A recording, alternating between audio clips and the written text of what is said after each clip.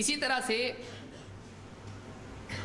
قبروں کو سجدہ گاہ نہیں بنایا جا سکتا ہے، قبروں پر جا کے نماز نہیں پڑھ سکتے کہ فلاں قبر سامنے نماز پڑھو بہت ثواب ملے گا، بابا بھی دیکھیں گے اللہ بھی دیکھے گا، تو ایسا کر سکتے ہیں نہیں۔ عائشہ رضی اللہ تعالیٰ فرماتی ہیں قال النبی صلی اللہ علیہ وسلم فی مرضہ الذی لم یقم منہ، اس بیماری میں جس سے اللہ کے نبی صلی اللہ علیہ وسلم نہیں اٹھے، اسی میں آپ کی وفات ہوئی، اس بیماری میں آپ نے فرمایا لعن اللہ الیہود والنصارى، اللہ کی لعنت ہو،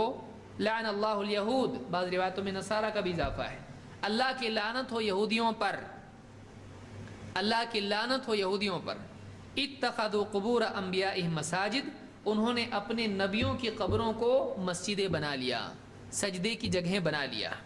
قالت عائشہ، عائشہ فرماتی ہیں لولا ذالک لابرز قبرہ،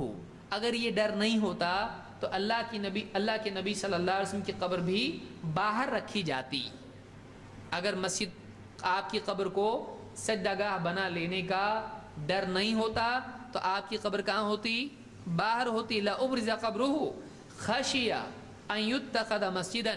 آپ اس بات سے ڈرتے تھے کہ کہیں آپ کی قبر کو سجدہ گاہ نہ بنا لیا جائے۔ تو معلوم ہوا کہ اللہ کے نبی صلی اللہ علیہ وسلم کی قبر آپ کے گھر میں بنانے کی ایک وجہ کیا تھی؟ ایک وجہ تو یہ تھی کہ نبی کا جہاں وفات ہوتی وہیں دفن کیا جاتا ہے، دوسری وجہ یہ تھی کہ اگر باہر دفن کیا گیا تو لوگ اس کو کیا بنا لیں گے، ایک زمانے کے بعد اس کو مسجد بنا لیں گے، اس کے اوپر سجدہ کرنے لگیں گے، تو اس اعتبار سے آپ کی قبر گھر میں بنائی گئی، اس کو باہر نہیں رکھا گیا۔ امام البخاری نے اس کو روایت کیا ہے۔